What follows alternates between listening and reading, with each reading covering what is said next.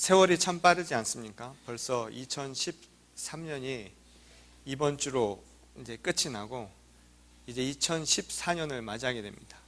2014년이라는 횟수를 여러분 생각이나 한번 해보셨어요? 저는 어디 SF 공상과학 영화에나 나오는 숫자인 줄 알았는데 벌써 우리들에게 현실이 되고 있습니다. 지난 한 해를 되돌아보면서 여러분들은 어떤 생각을 하십니까? 여러분들이 받은 은혜는 무엇이고, 또한 우리들이 살아가면서 하나님의 말씀 속에서 거하지 못했던 점은 과연 무엇이 있습니까? 반성하고 성찰하고 또한 내년을 준비하는 데 있어서 여러분 자신들에게 필요한 것은 과연 무엇입니까? 이게 오늘 우리들의 질문이고, 또 앞으로 우리들이 남은 이 며칠 동안 우리 스스로 생각해 봐야 할 숙제입니다. 그리고 그것을 통해서 하나님의 말씀 속에서 또 하나님의 진리 가운데서 저희들이 새로운 힘과 용기와 비전을 얻을 수 있기를 주님의 이름으로 간절히 축원합니다. 매년 이맘때면 저희 교회도 그렇지만 한국에서는 이 지성인들이 이 한국 사회를 표현하는, 그래서 사자성어를 이 선정해서 발표를 하곤 합니다. 이 교수신문이라고 하는 곳에서 지난 2001년 이래로 매년 이 지성인들이 선정한 한국 사회를 가장 잘 나타내주는 이 사자성어를 선정을 해서 이 발표를 하는데요. 이 금년도 2013년도의 사자성어는 도행역시라고 하는 저 사자성어입니다. 이 도행역시라고 하는 저 말은 사실은 중국의 고전이죠. 이 사마천이라는 사람의 사기라고 하는 곳에 나온 말입니다. 그 사기에 보면 오자서라고 하는 이 오나라의 재상이 있습니다. 이 실은 초나라 사람인데 그곳에서 망명을 해와서 이 오나라의 재상이 됩니다. 그가 전쟁을 일으켜서 결국 초나라를 전쟁에서 이기게 되는데, 그 전쟁에서 이기고 난 뒤에 이 자신의 가족을 죽였던 이 초평왕, 그 초나라의 왕이죠. 그 죽은 왕의 무덤을 파헤쳐서 그 죽은 시체를 몽둥이질을 하는 아주 가혹한 일을 벌이게 됩니다. 그러자 그것을 바라보고 있던 친구 신포서라는 사람이 있는데, 그 신포서라는 사람이 그의 그런 모습을 보면서 질책을 하죠. 너무한 것 아니냐라는 질책을 하게 됩니다. 그러자 그 이야기를 들은 오자서가 한 말이 바로 이 도행역시라는 말이었습니다. 그가 남긴 말이, 내가 어쩔 수 없이 부득불 순리에 어긋나는 일을 하고야 말았다 라고 친구에게 그런 이야기를 했다고 합니다. 거기서 나온 이 도행역시라는 말은 말뜻 그대로 그래서 순리에 어긋난다 라는 의미를 담고 있는 말입니다. 순리에 어긋난 일을 행하는 것, 이것이 도행역시라는 말이죠. 아마도 지난 2013년도 한국 사회를 바라보는 이 지성인들의 눈에 한국 사회는 뭔가 순리에 어긋나는 일이 많았던 모양입니다. 실질적으로 국가 그리고 정부가 국민의 뜻을 온전히 받아들이지 못했다는 것이 그들의 판단이었고요.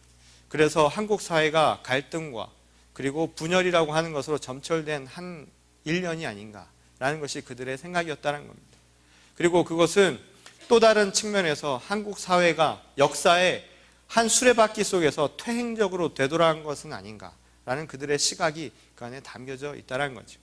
어떻게 보면 한국 사회에 아주 다사다난했던 이 한 해의 모습, 그런 아픔과 분열, 그래서 젊은이들이 안녕들 하시냐라고 이야기했을 때 안녕하다라고 이야기할 수 있는 사람들이 그리 많지 않았던 한 해였던 것 같습니다. 우리가 살고 있는 이 미국 사회도 그런 의미에서 금년 한 해는 아주 복잡했던 한 해이기도 했지요. 여러 가지 문제들도 많았고, 또한 순리에 어긋나는 법, 행정, 그런 문제로 인해서 국민들과 또한 국가 간에 여러 가지 갈등이 일어나기도 했고, 여전히 진보와 보수라고 하는 또 다른 이 갈래 속에서 이 사람들이 어려워하는 것이 이 미국 사회의 현실이기도 합니다.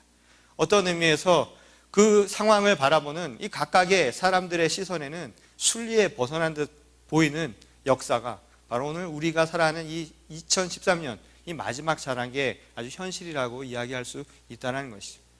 이런 현실 속에서 오늘 우리 스스로에게 다시 한번 되묻는 겁니다. 그런 의미에서 우리는 과연 도행역시, 우리는 순리에 거슬리지 않고 금년 한 해를 살았느냐라고 여러분들에게 묻고 싶습니다.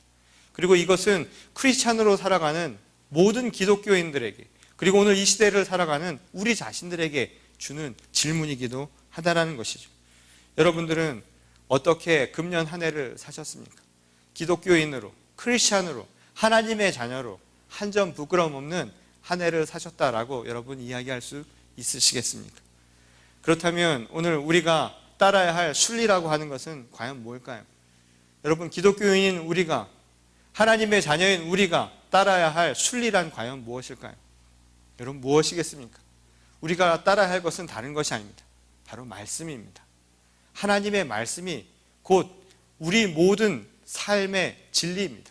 그것이 이치입니다. 그리고 우리가 쫓아야 할 법칙이고 우리가 걸어가야 할 길이요, 방향이요, 목적인 겁니다. 그런 의미에서 여러분, 말씀이 우리에게 오셨죠. 지난주 성탄절을 맞이했습니다. 우리를 찾아주신 그분이 누구이십니까? 바로 예수입니다. 예수 그리스도는 우리를 찾아오셔서 말씀하셨습니다. 길이요, 진리요, 생명이라고 이야기했습니다. 길이요, 진리요, 생명이신 그분이 곧 우리가 따라야 할 순리라는 이야기입니다. 우리는 그런 의미에서요, 예수를 따르는, 예수 따르는 사람들입니다. 예수 그리스도께서 이 땅 가운데 오셔서 보여주신 모습은 무엇이었습니까? 낮은 곳으로 오셔서 낮은 자들을 위해서 죽기까지 순종한 것 아닙니까? 순리에 따른 것 아닙니까? 하나님의 말씀의 순리에 온전히 복종하시고 순종하시고 그리고 그것을 향해서 우리 모두에게 그 삶의 모습을 보여주신 것 아닙니까? 그게 바로 십자가의 정신입니다. 그런 의미에서 우리가 따라야 할 순리는 다른 것이 아니라 그리스도 예수의 삶이요, 바로 십자가의 정신이라는 겁니다. 그러니 우리는 예수로 살고 예수로 죽는 사람들이어야 한다는 겁니다. 우리에게 또 다른 말씀은 무엇입니까? 여러분, 말씀은요, 오늘 저에게서 선포되는 하나님의 말씀도 있고요, 우리가 보는 하나님의 말씀인 성경도 있지 않습니까? 그리고 우리의 삶 속에서 드러나는 하나님의 말씀들이 있지 않습니까? 이것이 바로 우리가 따라야 할 순리의 모습이라는 것이죠. 하나님께서 이 땅을 창조하실 때 무엇을 가지고 창조하셨다라고 창세기에 기록되어 있습니까? 바로 하나님의 말씀에 의해서 기록되어 있습니다. 여러분, 하나님의 말씀에 의해서 기록되었으니 기록된 말씀에 의해서 사는 것은 너무나 당연한 것 아닙니까? 우리가 세상을 살아가면서 사용하는 제품들 있지 않아요? 여러분, 상품들 있지 않아요? 제품이나 상품들은 문제가 생기면 어떻게 합니까?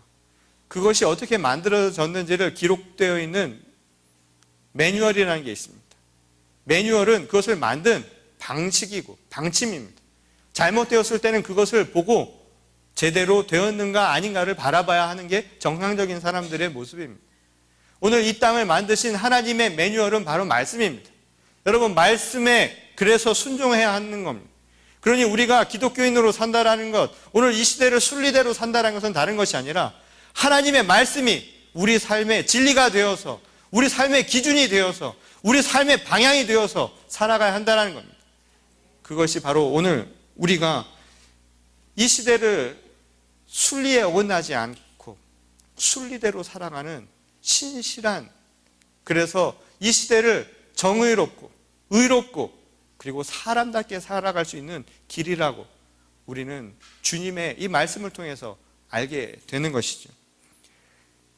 순리이신 하나님의 말씀, 그래서 우리가 따라야 할 그 귀중한 그 말씀을 어떻게 따르는가, 바로 그 순종하는 모습을 오늘 본문은 우리에게 가르쳐주고 있습니다.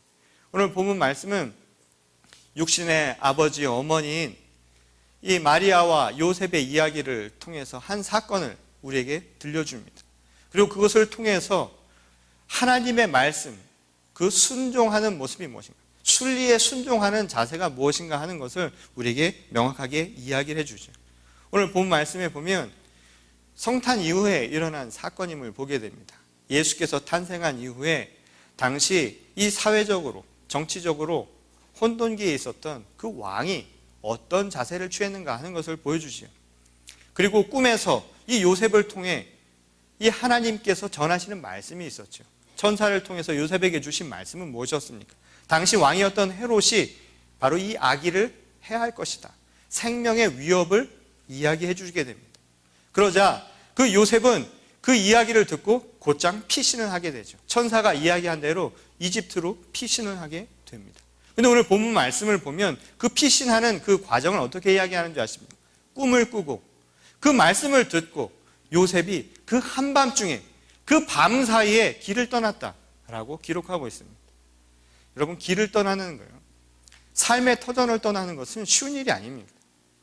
한번 생각을 해보십시오. 그런 의미에서 우리는 다 떠난 사람들 아닌가요? 대개 다 떠나오신 분들이죠. 자기의 터전을 떠나온 사람들 아닙니까?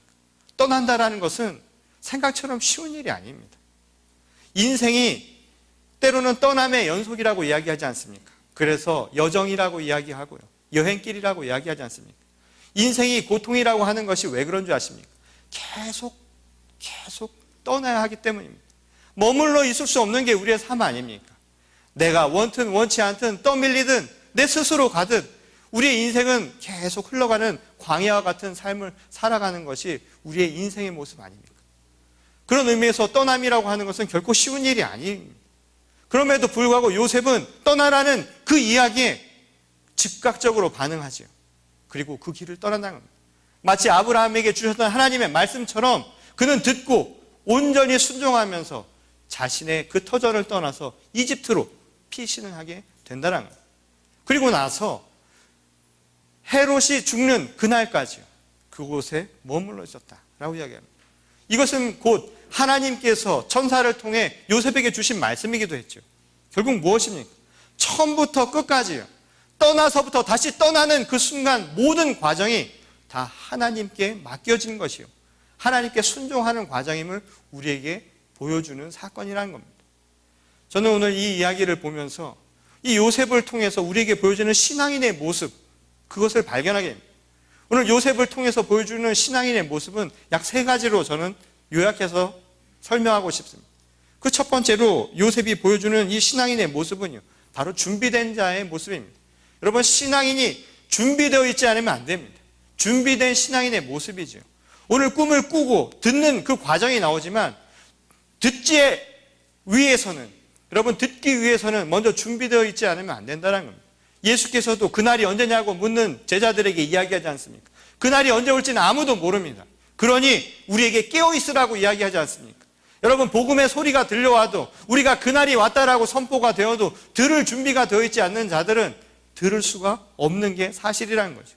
그러니 듣는 신앙인의 모습, 이게 바로 순종하는 자의 모습이라는 겁니다. 순리를 따르기 위해서는 여러분, 준비가 되어 있어야 한다는 것이죠. 이 예배도 마찬가지입니다. 우리가 이 예배를 위해서 여러분 어떻게 오십니까? 마음의 준비를 하고 오십니까? 그저 우리가 드러나는 외모만 준비되어서 오는 것이 아니라 여러분, 우리의 마음이 정결하게 준비되어 있어야 합니다. 그래야 들을 것이 들리는 것이죠. 마음이 준비가 되어 있지 않은데 말씀이 들릴 까닭이 있겠습니까? 어려운 것이죠. 제 외할머니 얘기를 해서 죄송스럽지만요, 한국에 아직도 계신 저희 외할머니는 그 아주 큰 대형교회를 다니시는데요, 이 예배를 보통 우리가 드리는 이 11시 주일 대예배가, 거기도 주일 대예배일 텐데 11시에 드리는 예배가, 그 교회에서는 그 11시 예배가 3부 예배입니다. 3부 예배.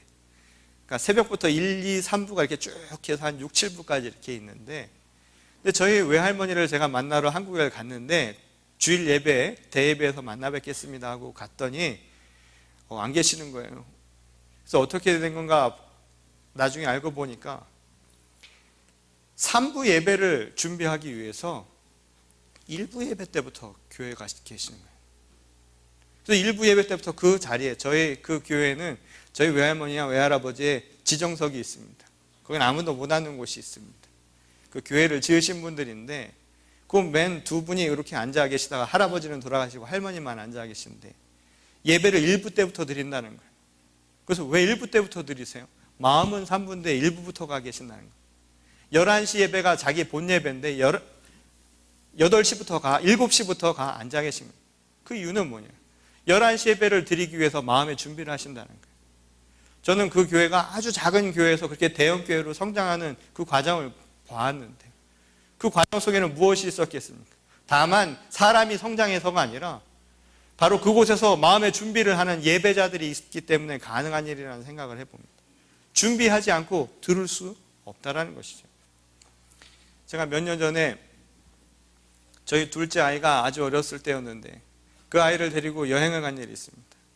오가는 길이 한 6, 7시간 되는 것 같은데 그때 아이가 꼭 그 CD를 틀어달라는 거예요. 노래를.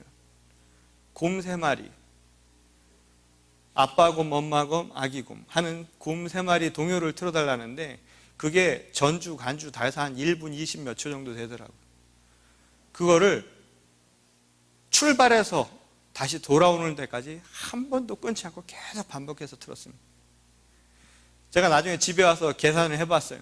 1분 30초로 계산을 해갖고 시간이랑 계산해 봤더니 제가 240번을 들었습니다.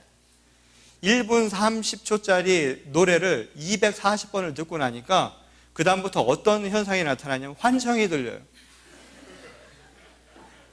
모든 게 곰 3마리로 들립니다. 바로 그 다음날이 주일이어서 말씀을 전하는데 아버지의 말씀, 아들의 말씀, 성령의 말씀을 전해야 되는데 자꾸만 머릿속에는 아빠곰, 엄마곰, 애기곰이 떠오릅니다. 성삼위일체를 이야기해야 되는데 자꾸만 곰 3마리가 나오는 거예요. 이 거짓말이 아닙니다. 더 놀라운 건 찬양을 하는데요. 모든 찬양이 다 곰 3마리인 거예요. 저한테는. 제가 그때 느낀 게 있습니다. 이 마음이라고 하는 것이 어떻게 되는가? 말씀을 전하는 저 자신은 내가 말씀을 전하기 위해서 그 전에 준비가 되어 있지 않으면 이런 현상이 나타나겠구나. 그 전날 다른 것에 집중하고 다른 것에 눈이 팔리면요. 주일날 나타납니다. 입에서, 머릿속에서, 마음속에서 준비되어 있지 않은 자들의 모습이 나타난다는 거죠. 듣는 여러분들도 마찬가지라는 거죠. 듣기 위해서는 마음의 준비가 되어 있어야 한다는 겁니다. 바로 이게 준비되어 있는 신앙인의 모습이라는 거죠. 이 두 번째로는 여러분 행함이 있는 신앙인의 모습입니다. 여러분 듣고 그것으로 그치는 게 아닙니다. 마음의 준비가 되어 있어야 들리지만 듣는다고 해서 순종의 전부입니까? 아닙니다. 순종의 시작일 뿐이죠. 순종의 완성은 무엇입니까? 내가 행하는 겁니다. 아버지가 자식에게 두 아들에게 일을 시키지요. 그러나 한 아들은 듣고도 가지 않습니다. 그러나 다른 아들은 듣고 곧장 가서 아버지가 말한 대로 이야기합니다. 누가 순종한 아들입니까? 당연히 듣고 간 아들이 순종한 아들이라고 이야기하는 거죠. 오늘 요셉이 보여준 모습은 다른 게 아닙니다. 여러분 순종하는 것은 내가 듣고 그 들은 것을 내 몸으로 실천해 나가는 겁니다. 여러분 내년 한 해 우리들이 나가야 할 모습이 뭔지 아세요? 여러분 마음의 준비를 하십시오. 예배자의 모습을 갖춰야 합니다. 말씀을 들으세요. 말씀대로 살기를 소망하십시오. 그게 우리가 살아가야 할 순리입니다. 그럼 그 순리를 들으시면요. 그 듣는 것으로 그치지 마시고 세상에 나가서 실천하며 살아야 한다 이야기입니다. 내 삶이 변화되어야 할 것 아닙니까? 그리고 세상을 향해서 무언가 잘못된 것을 바꿔내야 할 것 아닙니까?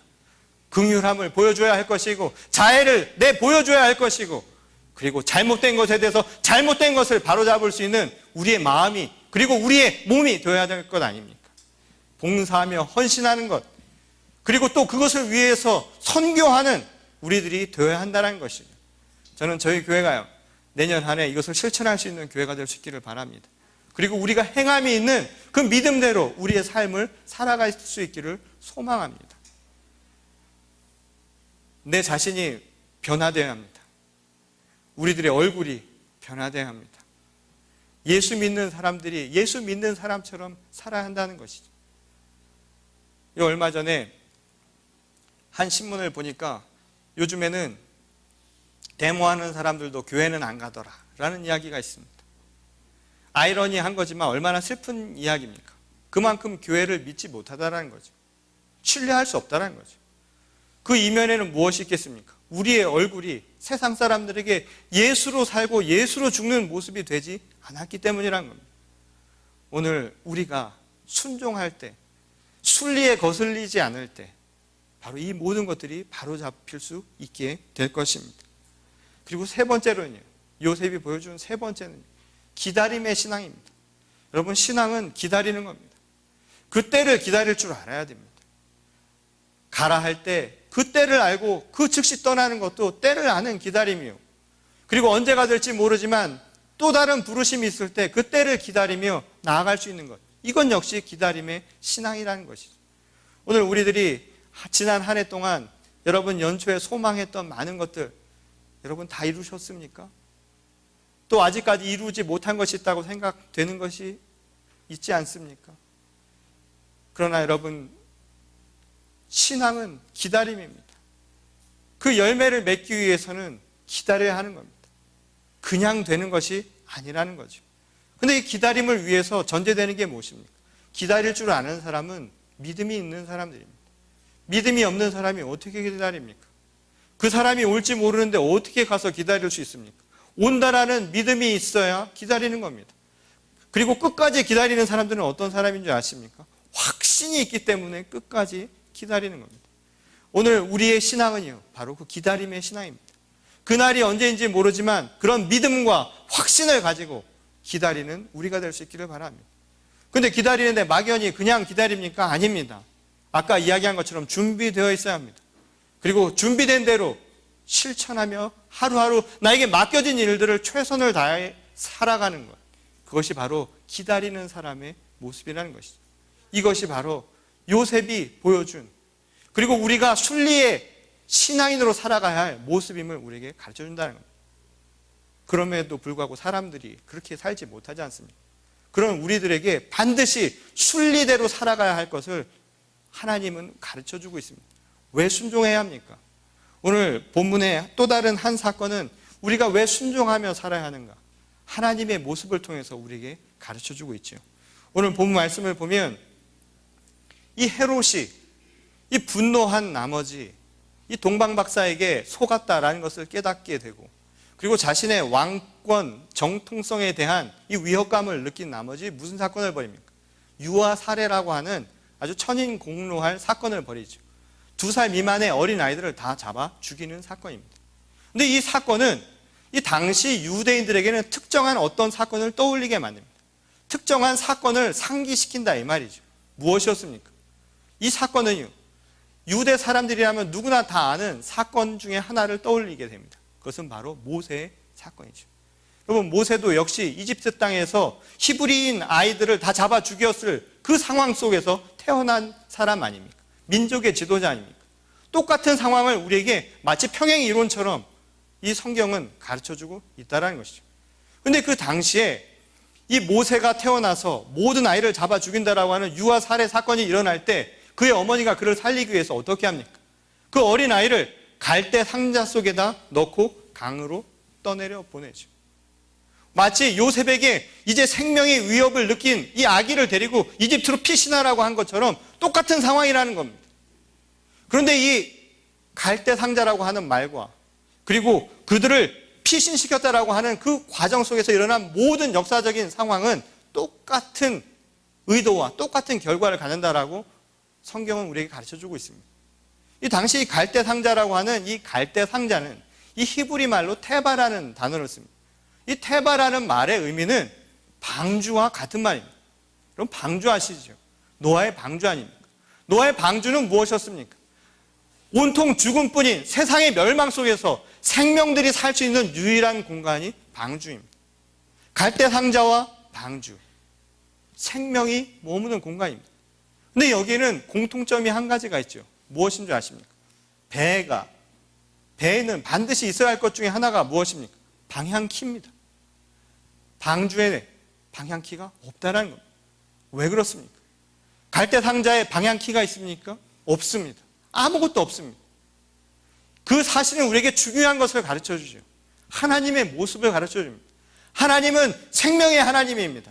우리를 창조하신 하나님은 강권적으로 우리의 삶을 인도해 가신다 이 말입니다. 우리의 인생이 아무리 어렵고 우리를 휩쓸리는 어떤 고통과 흐름이 있을지라도 우리를 살리시는 분은 오직 한 분, 하나님이시라는 사실을 분명하게 얘기해 준다는 것이죠. 오늘 피신시키시고 우리가 떠나는 이 광야의 생활을 가게 하시는 것도 하나님이시지만 분명한 사실은 무엇입니까? 하나님은 우리를 살리시기 위해 우리를 날마다 위로하시고 위안하시며 우리를 잘못된 길로 인도하지 않으신다 이 말입니다. 우리를 온전한 길로 날마다 인도해 주시는 사랑의 하나님, 생명의 하나님임을 우리에게 가르쳐주고 있다는 것이죠. 그리고 나서 바로 다음에 또 다른 사건을 보여줍니다. 그것은 18절에 나온 곧 예레미야 31장 5절에 실려있는 그 내용을 우리에게 가르쳐주는 대목입니다. 그 내용은 당시 예레미야가 이스라엘 백성들, 이 유다 백성들이요, 이 바벨론의 침공을 받아서 특히 그 그 지역에 있었던 많은 베냐민 지파가 완전히 멸절되는, 그 족속이 완전히 멸망하는 상황을 바라보며 통곡했던 그 사건의 모습을 우리에게 보여주는 대목입니다. 그 사건은요, 무엇이었는지 아십니까? 하나님의 백성이었던 유대인들, 곧 이스라엘 백성들이 하나님의 말씀에 순종하지 않아서 결국은 외세의 힘을 빌어서 그들을 쳤던, 징벌했던 사건입니다. 곧 이 모습은 또 다른 하나님의 모습을 우리에게 가르쳐주죠. 무엇입니까? 공의와 심판의 하나님. 하나님은 우리를 옳은 길로 가기 위해서 때로는 징벌과 심판도 행하신다는 겁니다. 두려움 속에 있는 하나님의 모습일 수도 있다는 것이죠. 오늘 본 말씀은요, 순리를 따라야 하는 이유를 이 두 가지에서 찾고 있다는 겁니다. 우리를 살리시는 하나님, 그러나 때로는 잘못된 길에 대해서 엄하게 징벌하셔서 우리를 옳은 길 가게 만드는 하나님의 모습이라는 겁니다. 그 이유 때문에 우리가 오늘 하나님의 말씀에 따라야만 한다는 것이죠. 오늘 이 말씀을 여러분들은 어떻게 들으십니까? 어떻게 보면 떠나는 요셉과 마리아의 삶이요, 아무도 없고 죽음의 공포에서 떠나야 했던 그 삶, 어떤 삶이었을까요? 외롭고 언제가 될지도 모르는 지루한 삶이었을지도 모릅니다. 모세를 통해서 새로운 생명의 땅, 약속의 땅으로 우리를 살리시겠다는 하나님의 말씀을 믿고 떠났던 많은 백성들이 막상 이집트 땅을 떠나서 그 광야의 생활을 행했을 때 여러분 어떤 생각이 들었겠습니까? 차라리 옛날이 좋았지, 힘들다 라는 생각을 했을 수 있을 겁니다. 그리고 이것이 마치 하나님의 징벌이 아닌가라는 생각을 하면서 살았을 것입니다. 왜 아이를 죽게 만드느냐고, 애꿎은 새 생명들이 왜 죽게 만드느냐고, 이런 하나님의 심판을 절규하고 비판하며 비난의 눈으로 바라볼 수도 있을 겁니다. 오늘 우리들이 살아가는 삶의 모습입니다. 지나간 한 해 동안 마치 광야 생활처럼 우리들이 살았던 삶의 모습은 어딘가를 향해서 끊임없이 나오던 삶이었을 겁니다. 하나님의 인도를 따라서 하나님을 믿고 나는 지금까지 이렇게 살아왔는데 내 삶 속에 하나님은 무엇하고 계셨습니까? 지난 한 해 동안 내가 소망하고 내가 원했던 것들이 과연 이루어진 게 뭐가 있습니까? 행여 내가 뜻대로 되지 않아서 아프고 힘들게 만들었던 짐과 같은, 고통과 같은, 그래서 내 두 어깨에 큰 짐과 같았던 내 삶의 모습들이 행여 이것 하나님 저에게 주시는 징벌입니까? 처벌입니까? 라고 여러분 한 해를 보내진 않으셨습니다. 그런데 중요한 사실이 있습니다. 그 광야 생활 속에서 우리가 힘들고 어렵다라고 투정 부리고 불만과 불평 속에서 살았던 바로 그 순간에도 바로 하나님은 우리와 함께 계셨다는 사실입니다. 그리고 그 광야 생활이야 말로 날마다 우리를 만나주신 하나님의 모습을 그 체험할 수 있었던 가장 중요한 순간들이었다는 사실이죠. 사랑과 위로와 애정으로 우리를 보살펴 주신 하나님의 모습을 오늘 우리는 잊고 지낸 것은 아니었습니까? 그래서 하나님의 뜻을 거슬려서 순종하며 산 것이 아니라 순종하지 못하고 하나님의 말씀에 어긋나 산 것은 아니었습니까? 오늘 분명히 우리에게 이야기하시는 주님의 말씀입니다. 오늘 우리들의 삶을 위로하시고 인도해 주십니다. 그리고 잘못된 것은, 불의한 것은 반드시 바로 세우시는 공평한 정의의 하나님이시라는 사실입니다. 오늘 우리의 삶의 모습들 가운데 많은 부분들을 하나님께서 인도해 주실 줄 믿습니다. 이제 내년 한 해에도 여러분 새로운 출발을 어떻게 하시기를 원하십니까? 주 안에서 순종하며 사시기 바랍니다. 그래서요, 여러분들이 내년 한 해에는 지나간 한 해를 되돌아보면서 내 소망, 내 뜻만을 구한 것이 아니라 하나님의 뜻에 합당하게 산 것에 감사할 수 있는 우리가 될 수 있기를 바랍니다. 내가 이루고자 한 것을 다 이루어서 감사한 것이 아니라 내가 하나님의 뜻에 합당하게 산 것에 감사하십시오. 내가 부끄러운 것은 내 능력이 저만큼 되지 못한 것, 내 능력을 부끄러워하지 마시고, 내 가진 것을 부끄러워하지 마시고, 하나님의 뜻에 내가 따르지 못한 것에 부끄러워하시고, 하나님의 말씀을 따라서 살지 못한 것에 부끄러워할 수 있는 우리가 될 수 있기를 바랍니다. 분명 그러할 때 우리 모두에게 진정 안녕한 것이 생길 겁니다. 내년 한 해에는요, 한국 사회와 우리가 살고 있는 이 미국 사회에서 도행역시라는 말이 다시는 언급되지 않는 한 해가 될 수 있기를 바랍니다. 그리고 여러분들의 삶이 주 안에서 복되고 그리고 충만하기를 다시 한번 소망합니다. 한 분 한 분 여러분들을 축복합니다. 그리고 여러분들의 삶이 주 안에서요, 참으로 은혜로운 삶이 되시기를 바랍니다. 특별히 우리 연로하신 어르신들은 내년 한 해 건강하시기를 바랍니다. 그래서 내년 이맘때에도 금년 한 해 잘 사셨다고 그 강건함을 우리가 서로 축복할 수 있는 한 해가 될 수 있기를 바랍니다. 그리고 젊은이들은 내년 한 해 여러분들의 꿈이 이루어지는 한 해가 될 수 있기를 바랍니다. 그 꿈은요, 날마다 이루어지는 겁니다. 꿈을 먼저 키우시기 바랍니다. 그리고 세상을 향해서 젊은이들이 온전한 것, 올바른 것을 바로 세울 수 있는 하나님의 정의로운 이 시대를 만드는 여러분들이 될 수 있기를 바랍니다. 내 하루, 내 한 사람의 안위와 편리, 여러분 그게 여러분들의 삶의 목표가 돼서는 안 됩니다. 내가 잘 먹고 잘 사는 것이 내 삶의 목적이 돼서는 안 됩니다. 하나님의 뜻은 거기에 있지 않습니다. 내 옆을 보십시오. 함께 살아가는 사회입니다. 젊은이들은 특별히요, 그렇게 하셔야 됩니다. 그래야 세상이 변합니다. 그리고 우리 모든 기성세대들도 그런 젊은이들이 제대로 설 수 있는 이 세상을 만들기 위해서 나 혼자만의 삶이라 생각하지 마시고, 하나님의 뜻은 내 혼자 잘 먹고 잘 살고 오늘 내 삶의 안위를 위해서 주신 하나님의 말씀이 아니라는 것을 깨닫고요, 내년 한 해는 준비된 자로 하나님의 말씀을 듣고 실천하면서 그 때를 기다릴 수 있는 저와 여러분 모두가 되시기를 주님의 이름으로 간절히 축원합니다. 우리 다 같이 기도하시겠습니다.